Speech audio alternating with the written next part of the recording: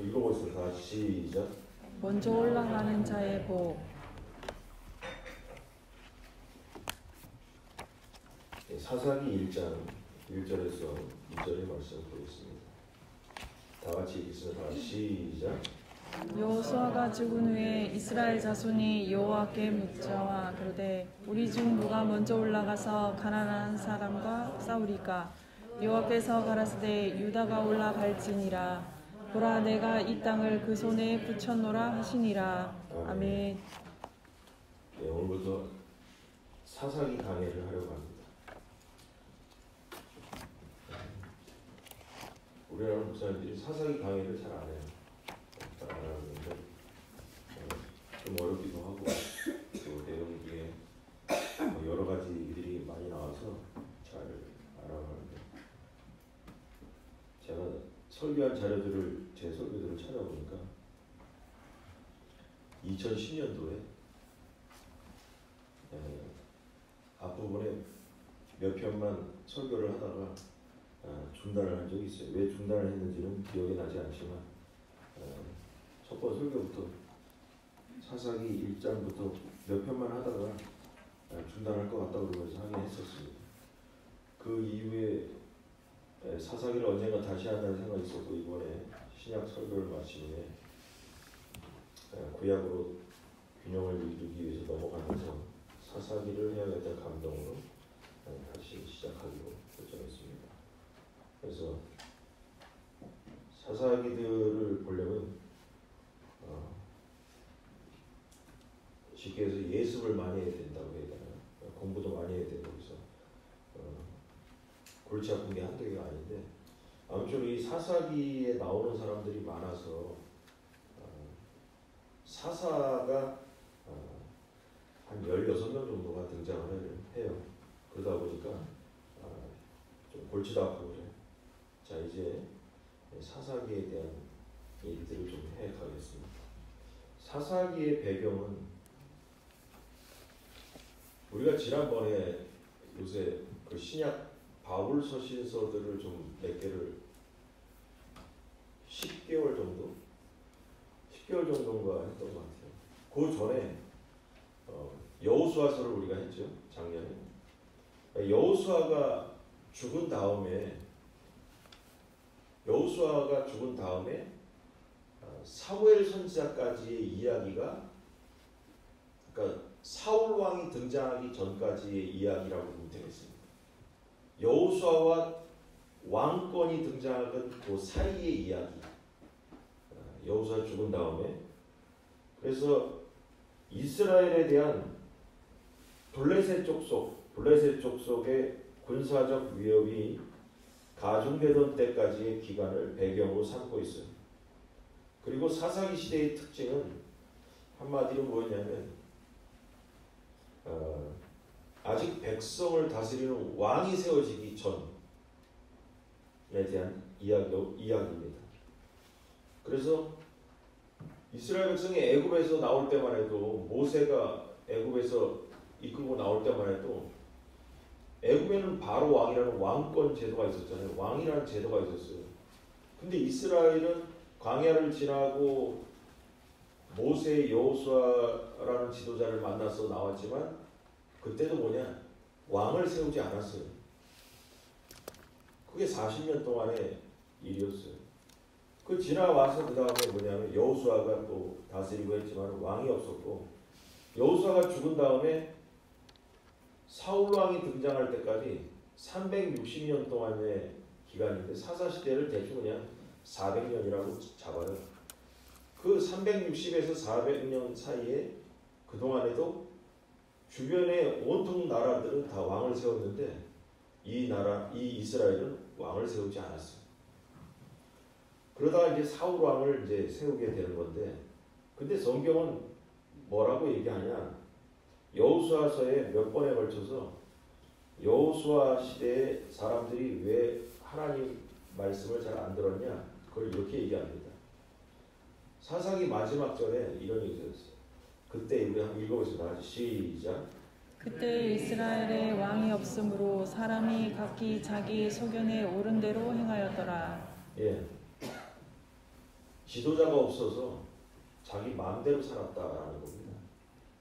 이 같은 내용이 몇 번에 걸쳐서 사사기에 나와요. 그래서 학자들은 뭐냐면 이 사사기를 지은 사람이 누군지는 모르는데 사사기는 왕권 시대에 살았던 사람이 지었을 것이다. 그래서 적어도 사울왕은 아니었을 것 같고 다윗 왕조 시대에 이 사사기를 짓지 않았나. 그러니까 자기는 짓는 사람은 왕권 제도하에 있던 사람이 앞에 있는 조상들을 보면서 왕이 없어가지고 저러고 살았구나 라고 이렇게 설명했다는 거죠. 사사기는 16명이 등장합니다. 사사. 어떤 사람은 12명이라고도 하고 또 14명이라고 하기도 하고 그래요. 14명이라고 하는 사람은 엘리 제사장이나 사무엘 같은 사람을 뺀 사람이기도 하고 또 나머지 14명 중에서 별로 이야기가 없는 사람, 뭐 그 사람에 대한 사건이 없었고 이름만 나온 거를 그냥 빼버리자 해가지고 두 사람 빼고 해서 뭐 12명도 얘기하는데 그냥 탈탈 털어서 16명으로 이렇게 보면 되겠습니다. 그래서 이스라엘이 여호수아서를 보니까 여호수아 끄트머리에 우리가 배운 게 뭐였냐면 가나안 땅을 정복했지만 완전히 정복을 하지 못했잖아요. 그 가나안 원주민들을 살려뒀단 말이에요. 그러고 나서 여호수아 이후에도 이스라엘 백성들이 거기 있는 사람들을 다 쫓아내야 되는데 못 쫓아내고 같이 살았어요. 살다가 결론은 어떻게 됐냐면 그 땅에 있는 사람들이 이스라엘 백성의 영향을 받아야 되는데 그 땅 사람들에게 이스라엘 백성이 영향을 받아가지고 우상 숭배로 들어가기 시작했다는 거예요. 그렇게 됐을 때 하나님께서는 징계를 하기 시작하는데 큰 사사기서의 특징이 뭐냐면 이스라엘이 타락하면 외부의 민족을 들어서 고난을 받게 하는 거예요. 그럼 이스라엘 백성이 하나님께 살려달라고 간구하면 하나님께서 사사들을 지도자를 불러서 구원하게 해주고 또 잠잠하다가 또 타락을 하면 하나님께서 또 블레셋이나 이웃 나라를 들어서 또 공격을 하고 또 그럼 살려달라고 또 하나님께 외치고 그러면 또 지도자를 세워서 구원하게 되고 이렇게 이방 민족을 징계의 도구로 사용했다라는 거죠. 그래서 우리 이걸 큰 맥락에서 볼 때 뭐냐면 우리가 신앙생활하면서도 하나님으로부터 멀어질 때 하나님께서는 내 외부 세력을 들어서 나를 공격하는 일들이 생길 수 있다. 그럴 때 하나님을 바라봐야 된다는 거죠. 그래서 내가 무엇을 잘못했는가에 대한 회개를 해야 된다는 거죠. 자, 사사의 명단이 있는데 그냥 한번 읽어보겠습니다. 앞으로 해갈 사람이지만 이런 사람이 있다. 한번 운니엘부터 다 같이 시작. 운니엘, 에훗, 삼갈, 드보라, 바락, 기드온, 아비멜렉, 돌라, 야일, 입다, 입산, 엘론, 압돈, 삼손, 엘리, 사무엘. 예, 이런 사람들이 이제 나오게 됩니다. 자, 오늘 본문을 보니까 여호수아가 죽은 다음에 지도자가 없어지니까 이스라엘 백성들은 족장들끼리 모인 거죠. 공동체. 지도자가 없어졌어요. 여호수아가 죽으면서 지도자를 누구 세워놓고선 부계자를 세워놓고 죽은 게 아니고 그냥 죽어버렸어요. 그러니까 각계 12부족들 있잖아요. 족장들 있잖아요. 거기에 어른들끼리 이렇게 다수가 모인 거예요. 모여가지고 의논을 합니다. 여호수아가 죽은 후에 이스라엘 자손이 여호와께 묻자와 가로되 우리 중 누가 먼저 올라가서 가나안 사람과 싸우리까? 그랬더니 여호와께서 가라사대 유다가 올라가라. 유다가 올라가라. 이것이 오늘 본문의 사건인데 학자들은 이 본문을 보면서 뭐냐면 그럼 여호와께서 가라사대 했으니까 여호와께서 직접 나타나가지고 말씀하셨다는 얘기냐? 그렇게 보지 않아요. 그렇게 해석하지 않고요. 그런 일은 성경에 나오지 않아요. 다 왜냐하면 천사를 통해 얘기하거나 하셨다고 그러지. 근데 이 사건은 천사가 나타났다는 것보다 그 당시에 제비 뽑기 우림과 둠빔이라고 그것으로 제비를 뽑았을 것이다 라고 그렇게 얘기합니다. 몇 번 얘기했는데 또 우리가 구약시대 이때의 제비 뽑기는 뭐냐면 저 이스라엘 백성이 광야의 천막이 나오지만 이때 제사장 때가 생겼을 때 제사장이 옷을 입었는데 에봇이라는 옷을 입었어요. 그래가지고 여기 가슴에는 12개 보석을 옷에다가 박아가지고 12부족을 상징하고 그 다음에 여기 주머니가 있었대요. 여기 배인데 주머니가 있어가지고 주머니 안에 우림과 둠빔이라는 두 개의 색깔의 보석 같은 돌을 이 제사장 배 앞에 있는 주머니에 이렇게 넣고 다녔다는 거예요. 그래서 뭐냐면 이렇게 색깔이 달라요. 그러면 뭐냐면 하나는 예스고 하나는 노예요. 이 우림과 둠빔의 색깔에 따라서. 그럼 하나님께 질문하는 거예요. 하나님, 예를 들면 이거죠. 12부족이니까 대제사장이 여기 주머니 안에 이제 두 개의 돌이 있단 말이에요. 색깔이 다른 게. 그럼 하나님 물어보는 거죠. 하나님 1번이 먼저 갈까요 말까요? 한 다음에 뱃속에 주머니에다가 넣었다가 뚝 뺐더니 노가 나오는 거야. 아니오가 나오는 거야. 아니오 색깔이. 그럼 아니랬다. 1번 빠지고. 그럼 다시 2번.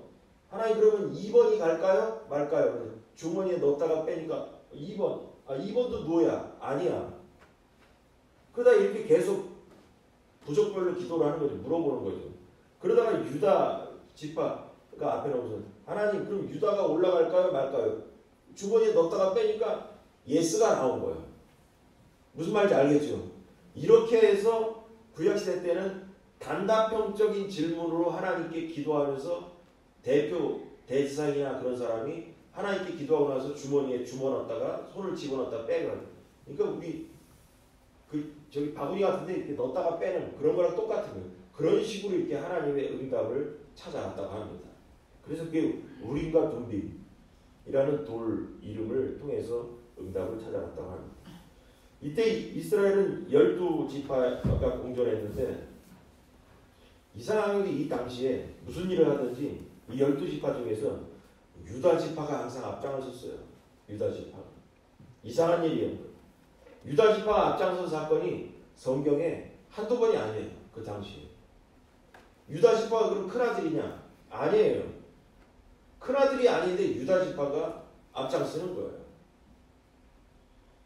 그렇다면 유다지파가 중요한 사건마다 앞장선 것이 우연일까?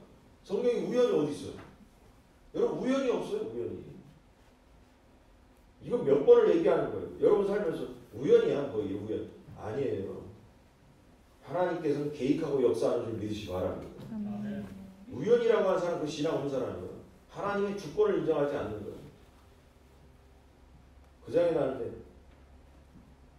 제가 며칠 전에 저기 어머니께서 저번에 말씀드린 것처럼 한 2, 3주 전에 또 팔이 부러져가지고 하여튼 부러지는데 하여튼 뭐 선수 그래서 입원을 지난번에는 여동생이 가서 입원을 해서 수술을 한 다음에 2주가 돼서 퇴원을 해야 돼서 퇴원을 했더니 이제 재활 수술을 해야 돼서 재활을 병원에 가서 재활을 해야 된다 그래서 제가 퇴원을 시키러 가서 재활병원에다 또 모셔다 드리고 또 왔어요.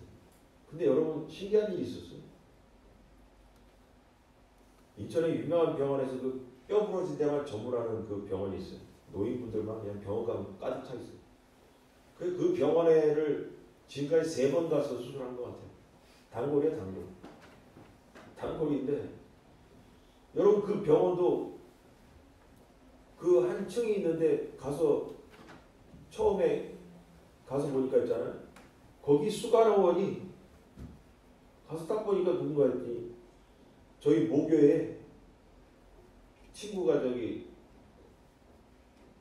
장로로 있는데 그 처가 거기 수가나오네요.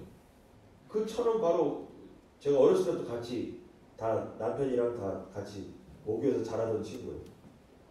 우리 저기 사모님하고 친구예요, 동기. 근데 거기서 수가나오하고 앉았더라고. 그래서 그 수가나온 그 친구가 저희 어머니 계속 봐주고 그랬어요. 갈 때마다.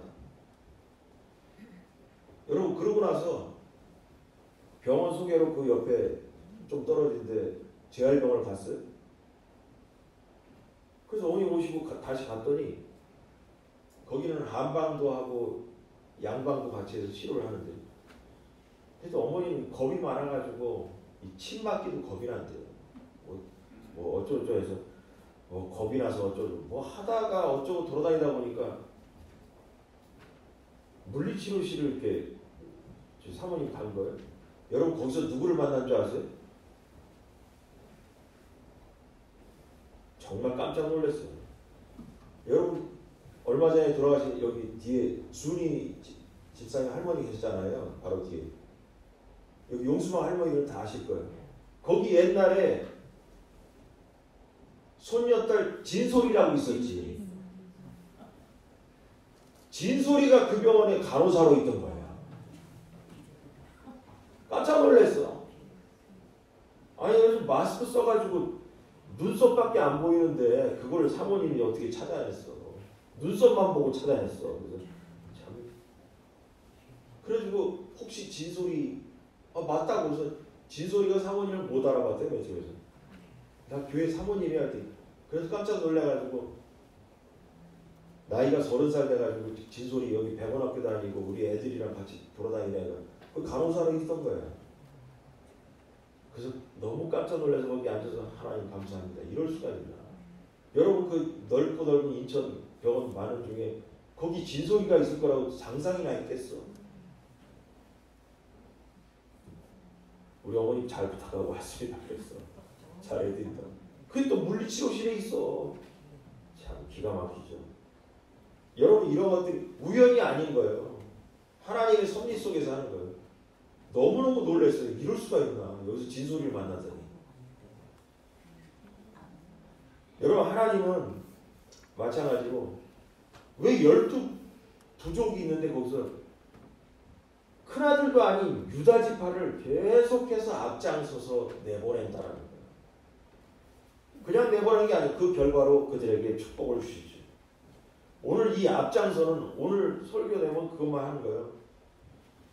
여호와께 묻자와 우리 중에 누가 먼저 올라가서 가나안 사람과 싸우겠는가? 그랬더니 하나님께 유다가 올라가라. 이게 별거 아닌 것 내용 같아요.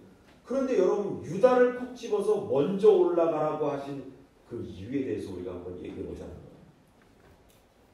여러분 성경에 나타난 유다가 앞서서 올라간 이야기들이 있어요. 그게 첫 번째 뭐냐면 동생을 살리는데 앞장섰어요. 뭐냐면요. 다 아는 얘기에서 짧게 얘기하면 창세기에 오니까 요셉 총리가 어려서 형들한테 미운 털 박혀가지고 저기 형들이 죽이려고 했잖아요. 죽이려고 했단 말이에요. 죽이려고 했더니 그때 죽이려고 하다가 어떻게 했냐면은 아버지가 요셉 막내 동생을 통해 가지고 형들한테 신부를 보냈습니다. 그래서 요셉 멀리서 오는 걸 보고서 죽이려고 해서 어떻게 했냐면 물 없는 웅덩이에다가 이렇게 빠뜨려 가지고 못 나오게끔 거기서 굶어 죽으라고. 거기다가 동생을 형들이 거기다가 말 그대로 그냥 처박아 버렸단 말이에요. 그때 그렇게 되면 그냥 죽는 거예요. 그냥 놔두면. 그때 요셉이 생매장 되도록 했었는데 그때 마침 미디안의 장사꾼들이 지나갈 때 이때 유다가 넷째 아들인 유다가 그 형제가한테 야 저기 요셉 저렇게 나면 죽는다. 죽이지 말고 유다를 우리가 그렇게 미워하니 종이라도 팔아가지고 살도록은 해주자. 여러분 그래가지고 창세기 37장 26절부터 나오면 뭐냐면 이런 얘기. 유다가 자기 형제에게 이르되 우리가 우리 동생을 죽이고 그의 피를 은닉한들 무엇이 유익할까? 자, 그를 이스마엘 사람에게 팔고 우리 손을 그에게 대지 말자. 그는 우리의 동생이요 우리의 고륙이라 하며 형제들이 청종하였더라. 그래서 그 구덩이에 박아놨던 그 동생을 빼가지고 그냥 목숨이라도 살리기 위해서 팔아버려요. 그래서 바로 뭐냐면 유다가 동생을 살리는데 앞장섰어요. 이상하게. 그 다음에 뭐냐면 이스라엘 백성이 저 그림에 보면 여러분 있잖아요. 성막이 가운데 있으면 동서남북으로 12부족이잖아요. 동서남북으로 3지파씩 앞에 3지파 뒤에 3지파 이렇게 해서 이동을 했어요. 이동을 할 때 맨 앞에 있는 부족이 누구냐? 유다 족속이었어요. 유다 족속이. 그래가지고 유다 족속이 가는데 여러분 맨 앞에 가니까 유다 족속은 뭐예요? 사막에 바람을 맞아야 되고요. 모래바람을 맞아야 되고요. 적군들을 만나면 먼저 싸워야 되고요. 그러면서 이 유다 지파가 항상 앞에서 움직이는 거예요. 그래서 앞장선 사람은 항상 희생과 어려움, 고통을 감수하면서 갔던 거예요. 대개 여러분 사람들이 앞장서면 무슨 생각해요? 이러지 맙시다. 돌아가면서 합시다. 돌아가면서. 우리가 한 번 쓰고 다음에 리드를 하고 그 다음에 한 번 하고 12지파가 한 번씩 돌리면 한 달에 한 번씩 돌리면 1년에 한 번만 쓰면 되지 않냐. 여러분 이스라엘 백성이 40년 움직이는 동안 유다 지파는 40년 동안 앞장섰어요. 40년 동안. 여러분 여기서 우리가 생각해 보세요. 우리가 신앙생활하면서 조금만 어려우면 옆으로 세고 숨고 도망가고 뒤로 물러섭니다. 변명과 핑계도 많아요. 몸이 약해서 조건이 없어서 시간상 또 나는 돈도 없어서 뭐 여러 가지 이유를 대서 뒤로 빠지려고 하겠죠. 그러나 여러분 하나님은 유다 지파를 이상하게도 콕 집어서 앞장서게 하시는 거예요. 또 있어요. 세 번째로 전쟁할 때도 유다 지파를 항상 앞세워요. 하나님께서. 우연이 아니라니까요. 우연이 아니라니까요. 여러분 이스라엘 백성이 전쟁할 때 가나안 땅에 도착해서 수많은 전쟁을 치르면서 정복해 가는데 전쟁할 때마다 여호수아가 살아있을 때 민족을 이끌고 지휘할 때 누가 앞장서냐? 유다 지파가 앞장서는 거예요. 가나안 족속과 싸울 때 유다 지파가 순종했습니다. 순종했습니다. 전쟁터에서 앞선 사람들이 얼마나 위험합니까? 사망률이 가장 높잖아요. 목숨 걸었다는 거죠. 여러분 전쟁에 앞장서는 건 뭐예요? 목숨 걸었다는 거예요. 여러분 유다 지파는 있잖아요. 다른 족속에 비해서 민족을 위해서 목숨을 걸었다는 거예요. 근데 불평불만이 없어요.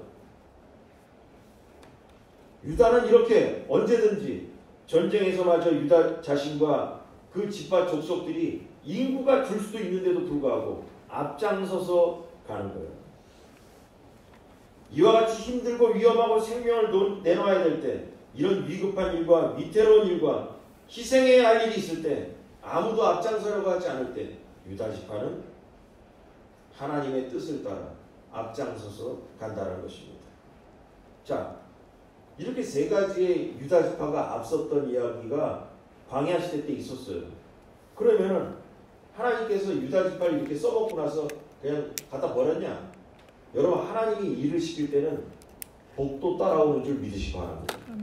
여러분 하나님은 공짜가 없다니까요. 하나님이 일을 한 사람에게 하나님께서 꼭 여러분 성경에도 뭐냐면 우리에게 천국 가면 멸류관이 있다고 하는 것처럼 유다 족속을 앞장서게 하신 다음에 유다 족속에게 멸류관을 주셨다는 게 성경을 보니까 그게 뭐냐? 유다 지파에게 주신 축복이 첫 번째 자손의 축복을 줬어요. 12족속 중에서 유다 지파가 인구가 제일 많아요. 인구가 제일 많아요. 민수기가 있는데 민수라는 백성 민자의 수자 할 때 수거든요. 민수기가 뭐냐면 인구 조사를 했다라는 게 민수기예요. 민수기. 성경의 민수기가 12부족의 숫자를 인구 조사를 했어요. 요새처럼 인구 센서스를 한 거예요. 인구 조사를 했던 성경 기록이 나와 있는 데가 민수기라. 민수기. 영어로 넘버스라고 해요. 넘버. 숫자를 얘기하죠. 근데 거기 보면 민수기에 남자 정장 20세 이상만 이제 인구 조사를 해요. 하는데 거기 보니까 60만 3천 명 정도가 나와요. 이스라엘의 20세 이상 장정들이 인구 조사를 했더니 60만 명이 나왔다는 거예요. 60만 명이 이제 기록돼 있어요. 민수기에 나와 있는데, 그래서 이거를 갖고 그럼 60만 명이 있으면 마누라도 있지 않냐, 아내가 있으면, 그럼 120만 명이잖아요. 60만 명의 쌍이니까 120만 명. 그리고 거기서 얘들은 또 애를 많이 낳잖아. 애를 많이 낳잖아. 그래서 애를 많이 낳으니까 한 집당 뭐 서너 명 해가지고 뭐 2명만 해도 어떻게 될까, 뭐 200만 명이 넘는다. 그래서 학자들이 대충 애굽에서 나올 때 200만 명 이상이 출애굽을 했을 것이다라고 추측을 하는 거예요. 이 민수기의 장정 60만 명을 보면서. 근데 거기 보면 지파당 평균이 5만 명 정도가 돼야, 5만 명씩 돼야 60만 명이 되잖아요. 맞잖아요. 5만 명씩 해야 12지파니까 60만 명이 된단 말이에요. 그런데 가장 적은 지파가 므낫세인데, 므낫세의 지파가 있잖아요. 3만 2천 명이었어요. 그때 처음에. 그런데 유다는 있잖아요. 그 처음에 나올 때부터 7만 4,600명이었어요. 여러분, 제일 적은 지파에 비해서 제일 많은 지파가 유다였는데 더블이야, 더블. 출발할 때부터, 애굽에서 나올 때부터. 그런데 민수기의 끄트머리 이제 광야를 지났어. 광야를 40년 동안 뱅뱅에 돌면서, 여러분 전염병에도 죽고 이래서 죽고 저래서 죽고 또 불뱀에 또 물려서 죽기도 하고 막 그랬잖아요. 그래서 40년 지난 다음에 인구 조사를 또 했어. 이게 중요한 거예요. 또 했는데 민수기 2장에서 조사할 때는 총 인구가 60만 3천 명이었는데, 나중에 민수기 26장에 2차 인구 조사를 했는데 2장에서 조사한 인구보다 26장에 조사한 인구가 차이가 생겼어요. 늘지 않고 줄었어요. 광야에서 이러다 저러다가 하나님 다 죽였잖아요. 죽었는데 1820명이 줄어가지고 60만 3천 명이 나와가지고, 마지막에 보니까 40년 지나니까 60만 1730명으로 줄었어요. 그래서 1820명이 줄었는데, 이때 그러면 유다 지파는 어떻게 했냐? 유다 지파가 7,406명이었어요. 처음에 나올 때. 그런데 40년 후에 보니까 1,900명이 늘었어요. 유다는. 광야를 지나면서 장정이 1,900명이 늘었더라는 거예요. 유다 지파가. 물론 있잖아요. 그것만 아니, 다른 지파도 조금씩 늘었는데 조금씩 는 데가 있어요. 근데 뭐냐? 가장 많이 는 게 유다 지파였다는 거예요. 그래서 여러분, 유다 지파가 광야 다닐 때 맨 앞장서서 달렸더니 최고의 인구 자손의 축복을 받았다는 거예요. 그 다음에 두 번째로 뭐냐면 나중된 자가 먼저 되는 축복을 얻었어요. 창세기 49장 10절에 보면 야곱이 죽을 때 자손들이 자식들에게 축복을 해줘요. 축복을 해줄 때 야곱이 유다에게 뭐라 했냐면, 홀이 유다를 떠나지 아니하며 치리자의 지팡이가 그 발 사이에서 떠나지 아니할 것이다. 그 말은 홀이라는 게 뭐냐면 왕들이 옛날에 갖고 다니던 지팡이. 그래서 뭐냐면 유다 지파에서 왕이 되고 앞장선 사람이 나올 거라는 거예요. 여러분, 유다 지파가 그래서 왕이 나오는 거예요. 이스라엘 지파가 12개 중에서 11개가 북이스라엘이라는 나라를 세우죠. 근데 나중에 뭐냐, 남유다, 유다 지파 혼자가 남쪽의 나라 하나를 세워버려요. 거기서 나온 게 다윗 왕조들이 등장하기 시작하는 거예요. 솔로몬도 나오고 그 유다 지파에서 나오는 거예요. 여러분 이스라엘의 첫 사사 아까 온니엘이라고 아까 처음에 읽었죠. 사사. 그 사람도 유다 지파. 그래서 큰아들이 아니었는데 큰아들격인 역할을 했던 지파가 그래서 나중된 자가 먼저 된 축복을 얻었다는 거죠. 그 다음에 세 번째로 뭐냐? 자손들 중에 왕들이 가장 많은 축복을 받았다. 지금 금방 얘기했습니다. 그 다음에 뭐냐? 제일 좋은 땅을 가장 많이 차지하는 복을 유다에게 주셨다. 가나안 땅에 들어가서 유다 지파에게 가장 넓은 땅과 가장 중앙 센터 가나안 땅의 중앙을 유다 지파에게 줬습니다. 그 다음에 뭐냐면 유다 지파에서 예수 그리스도가 탄생하는 거예요. 여러분 12부족이 있었는데 11부족은 북이스라엘을 세우면서 아수르에게 멸망해가지고 그게 나중에 사마리아 땅의 자손들이 되는 거예요. 예수님 시대에 있는 자손들은 다 누구냐? 이스라엘은 유다 지파의 자손이에요. 그래서 이 유다 지파가 사마리아 쪽 사람들을 혼혈 사람들이라고 해가지고 인간 취급을 안 했다 그랬잖아요. 성경의 신약에 보니까. 사마리아를 지나가려고 하지도 않았다니까. 재수없다고 그냥. 사람 취급을 안 했다니까.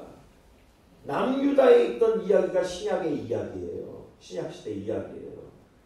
그 유다 지파에서 예수 그리스도가 탄생하게 되는 거예요. 자, 이게 바로 유다 지파에게 주신 하나님의 성경에 나와 있는 축복이라는 거예요. 그러면 다 알았다. 유다 지파가 지금 보니까 성경에 보니까 앞장서더라. 뭔지 모르지만 앞장서더라 이거야. 그러고 나서 보니까 유다 지파에게 이런저런 축복이 왔다. 그래 알았다. 그래서 어쩌자는 얘기냐. 그러면 지금부터 얘기할 게 뭐냐. 우리 성도들에게 적용해서 성도들이 앞장서야 될 것이 무엇인가에 대해서 적용점을 갖고 말씀을 전하는 거예요. 유다가 앞장섰다면 우리도 성도로서 앞장서야 될 일이 있다는 거예요. 그래서 성경에 보니까 찾아왔어요. 성도로서 우리가 앞장서야 될 일이 뭐냐. 1번 겸손에 앞장서는 자. 읽어보겠습니다. 다 같이 시작. 겸손에 앞장서는 자. 예, 겸손에 앞장서는 자. 여러분 오늘 이 잠언 여기 뭐 몇 가지를 적어놨는데요. 한번 한꺼번에 읽어보겠습니다. 여기 뭐 잠언 이런 거 읽지 말고 그냥 요 사람의 요것만 시작. 사람이 교만하면 낮아지게 되겠고 마음이 겸손하면 영예를 얻으리라. 사람의 마음의 교만은 멸망의 선봉이요 겸손은 존귀의 앞잡이니라. 아멘. 하나님이 교만한 자를 대적하시되 겸손한 자들에게는 은혜를 주시니라. 하나님이 겸손한 자는 붙드시고 악인은 땅에 엎드러뜨리시는도다. 아멘. 여러분 성경을 쥐어짜 보면 하나님께서 가장 싫어하는 게 뭐냐? 교만하잖아. 이건 뭐 우리가 귀가 딱지가 않을 정도로 많이 설교 듣고 성경에서 많이 본 얘기예요. 하나님이 위대하시다 보니까 하나님보다 잘났다고 하는 사람을 하나님께서 못 견뎌요.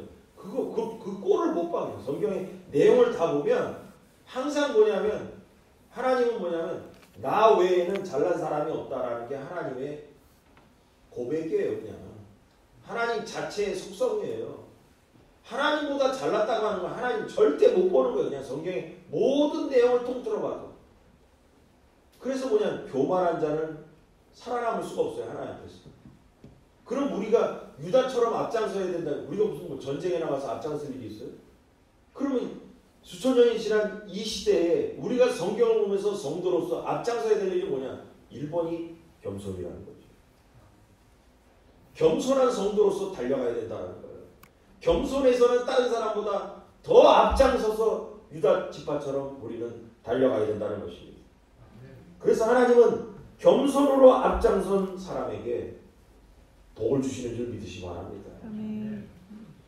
사람이 교만하면 낮아지게 되겠고 마음이 겸손하면 영예를 얻는다. 사람의 마음의 교만은 멸망의 선봉이고 겸손은 존귀의 앞잡이다. 서로 겸손으로 허리를 동이라.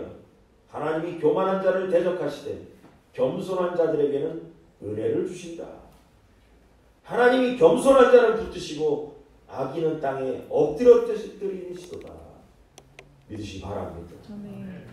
이게 우리에게 적용할 첫 번째. 두 번째로 우리가 적용할 게 뭘까?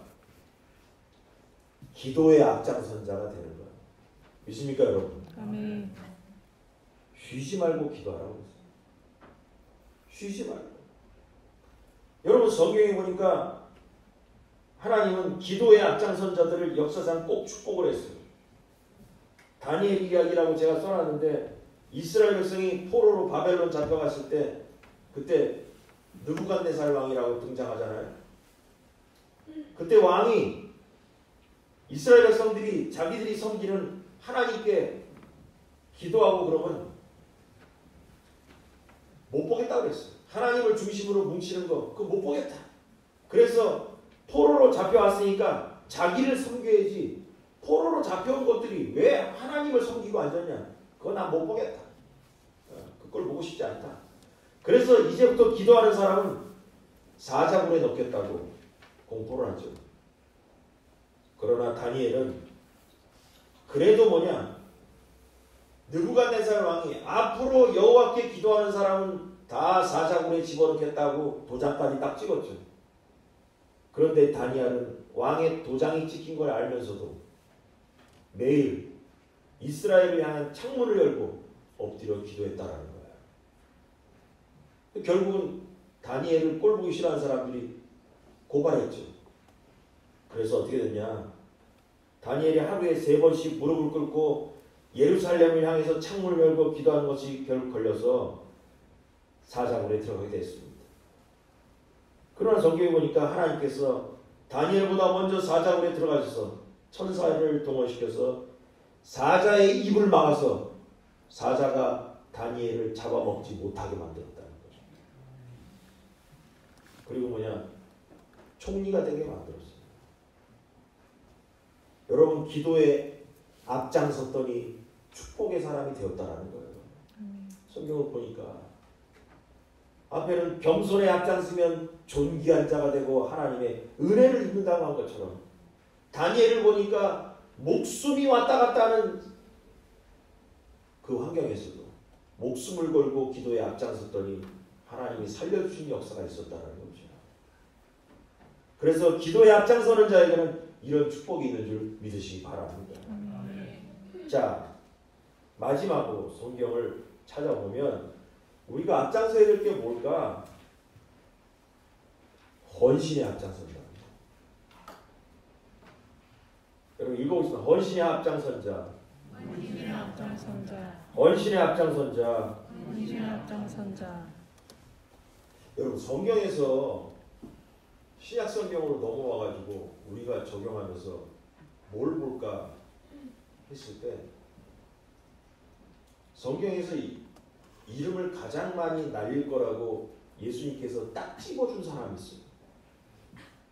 이 복음이 전하는 곳마다 이 사람은 전해질 것이다라고 한 사람. 그게 바로 뭐냐면 마태복음 26장에 나와 있는 예수님을 위해서 옥합을 깬 마리아 이야기.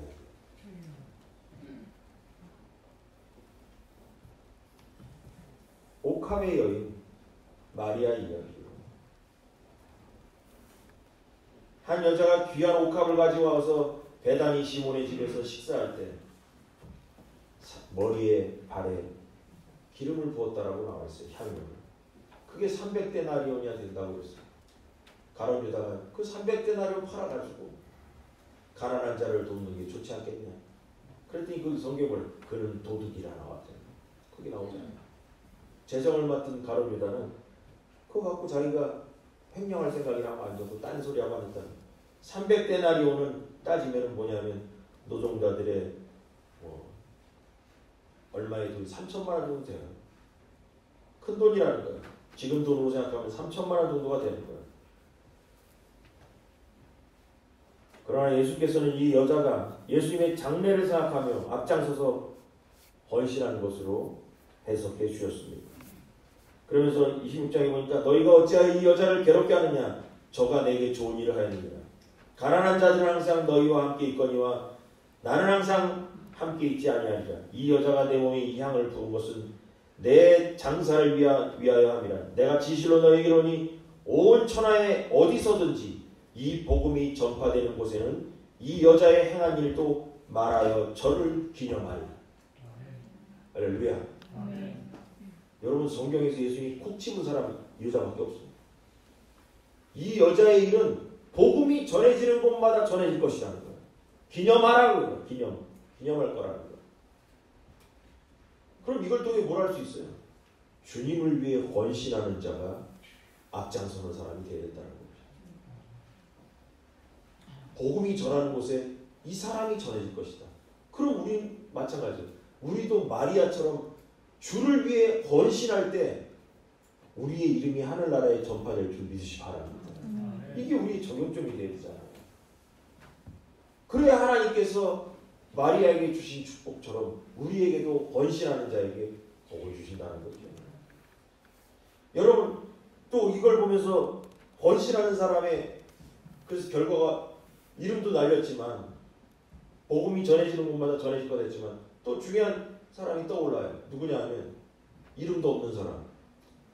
오병이어의 기적에서 오병이어 도시락을 바쳤던 그 어린아이 헌신한 거예요. 여러분 거기 도시락 싸들고 간 사람이 한두 명이겠어? 한두 명이겠냐고. 근데 그 아이는 자기의 도시락을 헌신하는 데 앞장선 거죠. 맞잖아요. 자기가 안 먹고 나 이거 있다라고 바쳤잖아요.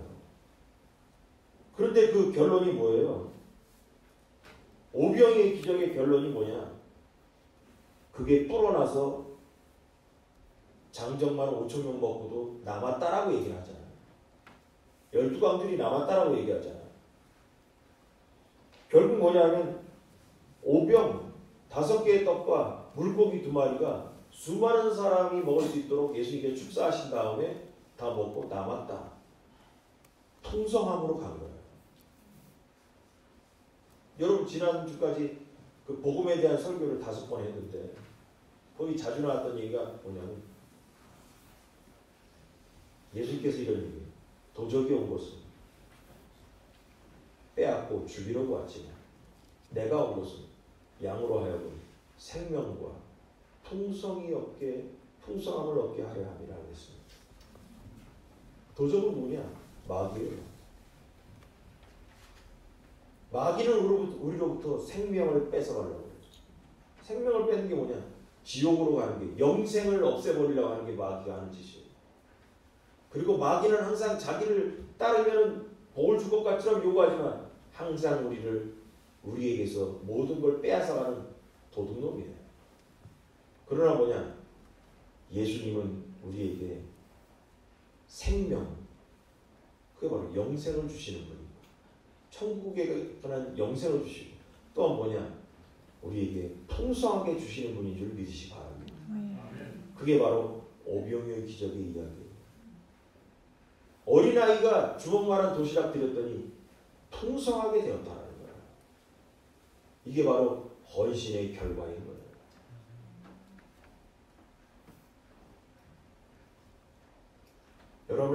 여러분 헌신의 결과는 풍성함인 줄 믿으시 바랍니다. 그러므로 여러분 내가 옥합을 깼을 때 아깝지요.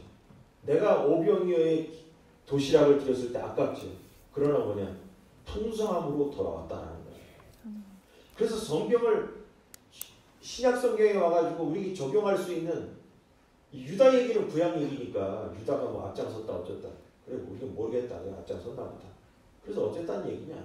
그럼 신약으로 와서 우리에게 성도로서 앞장서야 될, 먼저 올라가야 될 이야기가 뭐냐? 이건 거예요. 지금 얘기하는 것처럼. 그래서 겸손에 앞장서고 기도에 앞장서고 헌신에 앞장선 성도가 되어야 된다라는 거죠. 아멘. 자, 고린도전서 15장 58절 읽으면서 마치도록 하겠는데, 자 보겠습니다. 그러므로 다 같이 시작. 그러므로 내 사랑하는 형제들아 경고하며 흔들리지 말며 항상 주일에 더욱 힘쓰는 자들이 되라. 이는 너희 수고가 주 안에서 헛되지 않은 줄을 알미라. 아멘. 아멘. 내 사랑하는 형제들아 견고하며 흔들리지 말며 항상 주의 일에 더욱 힘쓰는 이 원래 뜻이 뭐냐? 앞장서는 그런 뜻이에요. 자들이 되라. 주의 일에 앞장서는 거예요. 주의 일. 우리 딴 일에 앞장서는 게 아니에요. 뭐 계모임이나 뭐 세상적인 일에 1등 되는 게 아니에요.